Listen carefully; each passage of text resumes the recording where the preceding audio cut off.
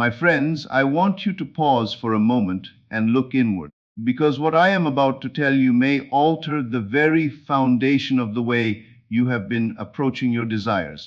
What if the thing you want most, the relationship, the money, the healing, the opportunity, the life you have been afraid to speak of aloud, what if that desire is not a burden but a signal? What if it is not a test of your worthiness but evidence of your calling? What if the very presence of that desire within you is the universe saying, in the clearest possible language, "This is yours. Come and claim it." Tonight, I want to free you from a lie that has kept so many people in struggle, in strain, in endless self-doubt. I want to show you that you are not pleading with life for scraps. You are not trying to persuade some distant power to notice you. You are not standing outside the doors of abundance hoping one day that they might open. No, the truth is far greater than that. The desire was placed in you for a reason. It was not planted there to mock you. It was not given to torment you with the sight of something impossible. It was placed there as a seed, as a promise, as an invitation. The universe does not hand you a holy hunger and then condemn you for having it. It does not whisper a vision into your soul and then turn its back on you. The desire itself is evidence that something in you has already been called forward. And here is the lie that has kept generations bound in lack: that you must earn your good, that you must prove your worth, that you must suffer enough, struggle enough, sacrifice enough, perfect yourself enough, and only then, perhaps if fate is kind, you may receive what you long for. That is not truth. That is bondage dressed as wisdom. The universe is not withholding from you until you become acceptable. It is not delaying your blessing until you have satisfied some hidden moral requirement. It is not studying you with folded arms, waiting to see whether you have suffered enough to deserve joy. The truth is far simpler, far deeper, and far more liberating. Assumption creates reality, and what most people do not realize is this: the moment a desire is born within you, the answer has already been given. The very fact that you can conceive it means that it exists for you in possibility. The very fact that you can feel it, imagine it, long for it, means it has already touched your consciousness. It is already yours in seed form, waiting only for your acceptance. You are not trying to get the universe to give you something. You are learning to accept what the universe has already offered. Ask yourself honestly, why would a desire appear in your mind if it were not meant to be experienced? Why would your imagination open a door if there were nothing behind it? Why would your heart burn with longing for a thing that had no place in your life? The desire itself is proof. It is not random. It is not meaningless. It is not a cruel accident. It is a divine invitation. And yet, what do most people do when they receive it? They question it. Am I worthy? Do I deserve this? Am I ready? Have I earned it? Maybe I need to become someone else first. Maybe I need to wait. Maybe I am not enough yet. And in asking those questions, they do something tragic. They place a barrier between themselves and the very thing life is trying to give them. Let me say this clearly. The universe does not send you desires to punish you. It does not give you a vision of fulfillment only to mock you with delay. When a desire rises in your heart and refuses to leave, that is not your weakness speaking. That is divine intelligence calling you forward. That is God saying, "This is for you. Now assume it. Now live from it. Now accept it as already done." You may look at someone else's life and wonder why your desire is so specific. Why do you want this path, this person, this work, this healing, this future? Why not something else? Because it is yours. Because your expansion is not identical to anyone else's. Because the journey of your soul is unique and the desire that lives in you is tailored to that journey. You are not meant to want what everyone else wants. You are not meant to be driven by the same call as the people around you. What burns within you is not an accident. It is direction. A persistent desire is not a disturbance. It is a summons. And know this: the universe would not call you toward something you could not have.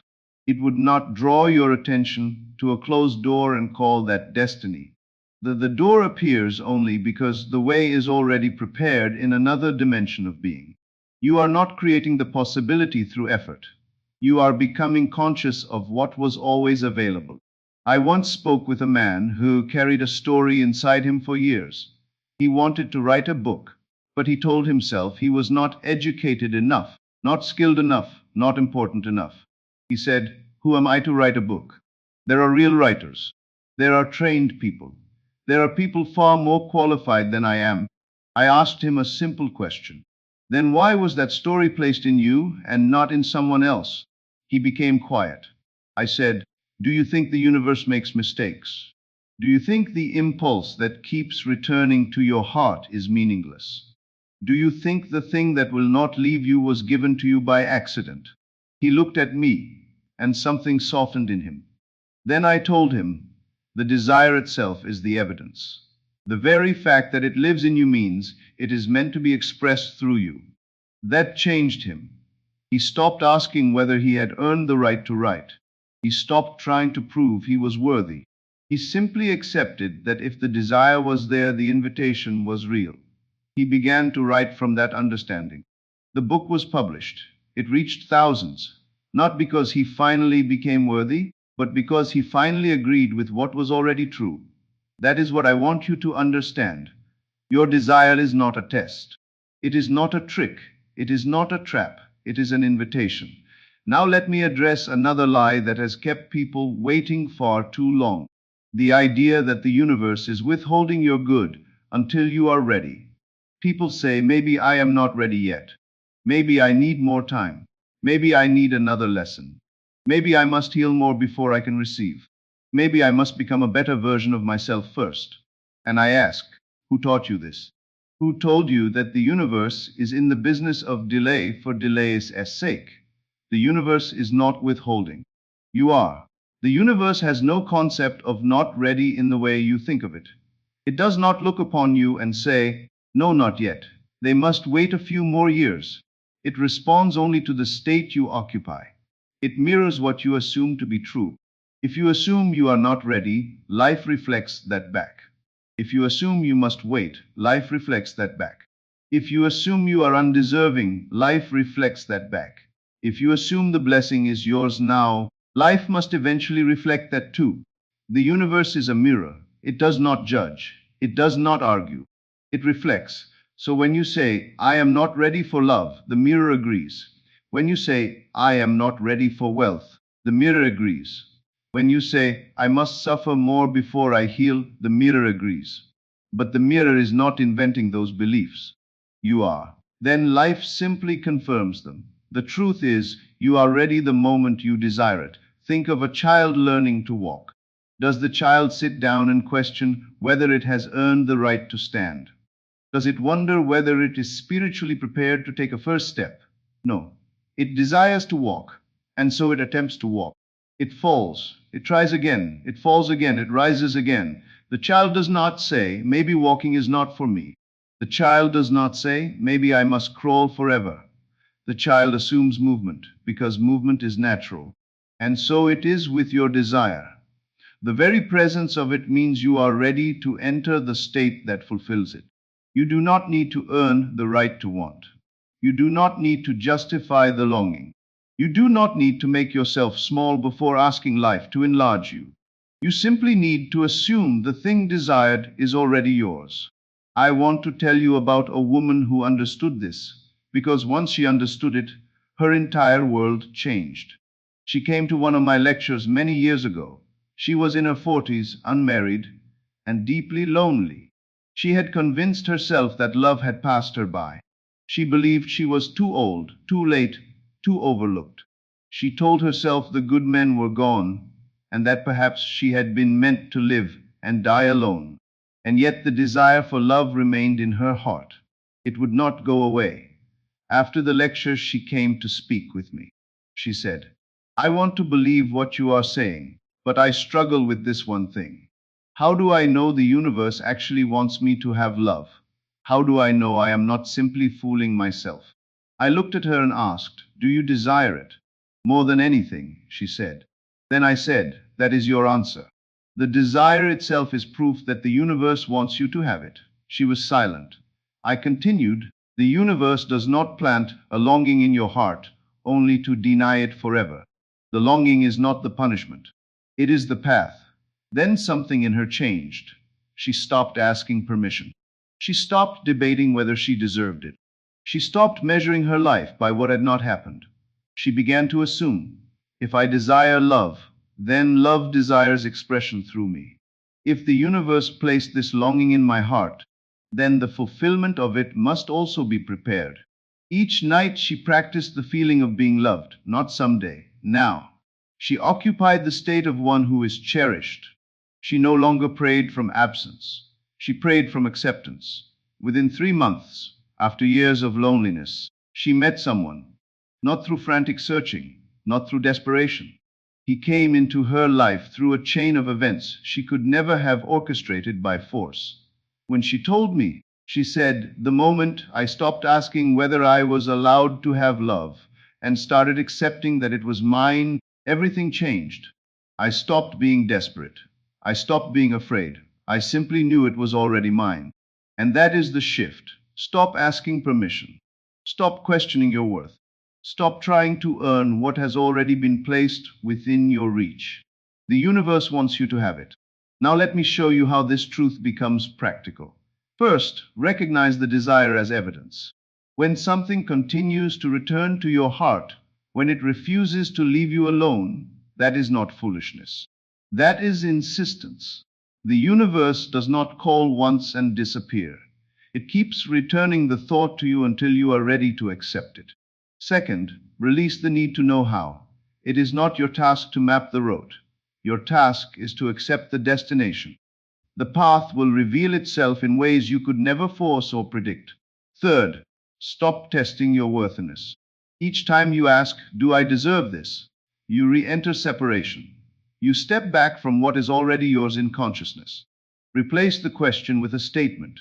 The universe wants me to have this. Therefore, I accept it. You do not need to feel worthy before receiving a gift. A gift is given to be received. When someone offers you a gift, they do not want a lecture about your imperfections. They want your acceptance. They want your joy. The universe is no different. Fourth, occupy the state of already having it.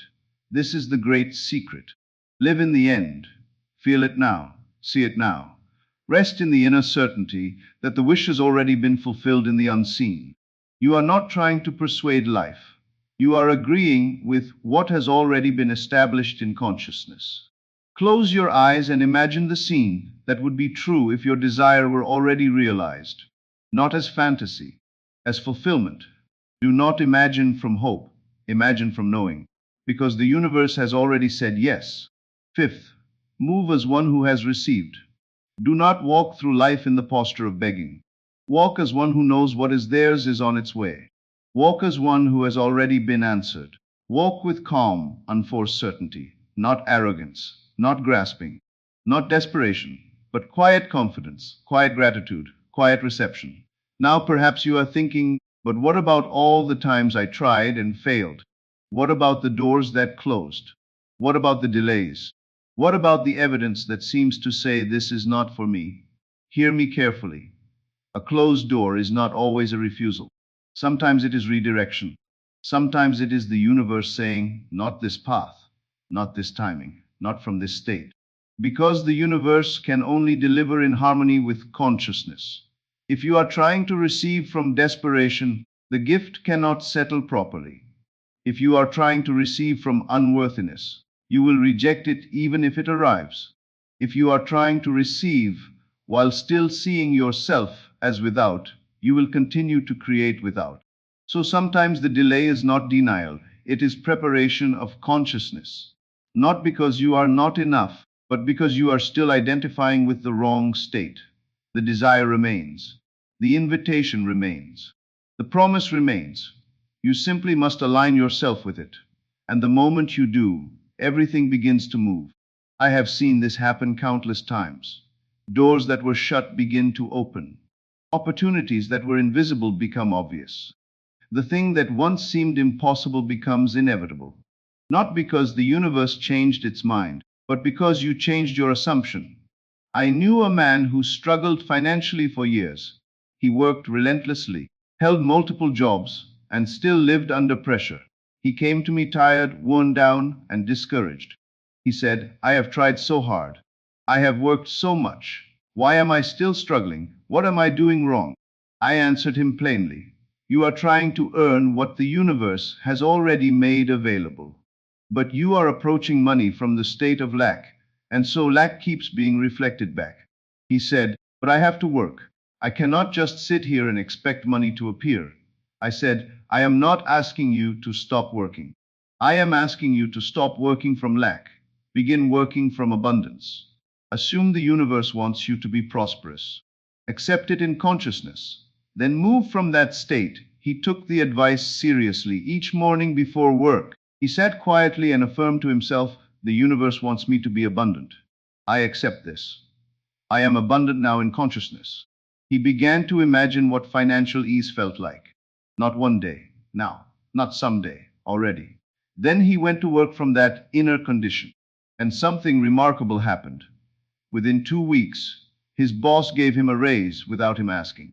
Within a month, a side opportunity appeared that doubled his income. Within 3 months, a new position opened that tripled what he had been making before. Same man, same city, same abilities, different state of consciousness, and therefore a different life. When he came back to me, he said, it was as though the universe had been waiting for me to stop struggling and start receiving. Exactly. He had stopped resisting the gift. He had stopped arguing with his own desire. He had stopped asking whether he was allowed. He simply accepted. Let this truth sink deeply into you now. Your desire is not evidence that something is wrong with your life. It is evidence that something is right. It is evidence that you are expanding. It is evidence that the unseen is urging you forward into a greater expression of yourself. And above all, your desire is evidence that the universe wants you to have what you desire. If it did not want you to have it, the desire would not live in you at all. So stop condemning your wanting. Stop shaming your longing. Stop questioning your heart. Say instead, I desire this, therefore it is mine in consciousness. The universe wants me to have it. I accept it now. And then live from that assumption. Feel from that assumption. Walk from that assumption. Speak from that assumption. Not with arrogance, but with quiet certainty. Not with entitlement, but with gratitude. Not with grasping, but with receiving. You are not trying to take something from a reluctant universe. You are accepting what an abundant universe has already prepared for you. There is a vast difference between those two states, and that difference determines whether you live in struggle or in flow. My friends, tonight you have a choice. You may continue to approach your desire as though you must earn it. You may continue to believe the universe is withholding until you prove yourself. You may continue to beg, strive, and sacrifice, hoping to become worthy of what was already yours. Or you may recognize the truth. The universe wants you to have your desire. It placed it in your heart as an invitation. It has already said yes. Now all that remains is your acceptance. Stop asking permission. Stop questioning your readiness. Stop waiting for some external sign. The sign is the desire itself. The readiness is the desire itself. The invitation is the desire itself. You desire it, therefore it is yours in consciousness. And what is yours in consciousness must, in time, take form in your world. So tonight, before you sleep, choose one desire. One thing you have wanted, but secretly questioned whether it could truly be yours. And say to yourself, the universe wants me to have this. I accept it. It is mine. Feel the relief of that surrender. Feel the peace of that knowing. Feel the certainty of that acceptance. Then rest in trust. Trust that the universe keeps its promises. Trust that what is true in consciousness must become true in experience. Trust that life is moving, even now, to reflect what you have accepted within. The universe wants you to have it. Now stop resisting. Start receiving. And let your world rearrange itself around the truth that was always waiting to be claimed. Good night, my friends. May you finally accept what has always been yours. The universe wants you to have it. Now go and claim it. This is Neville Lectures. I'll see you again in the next video.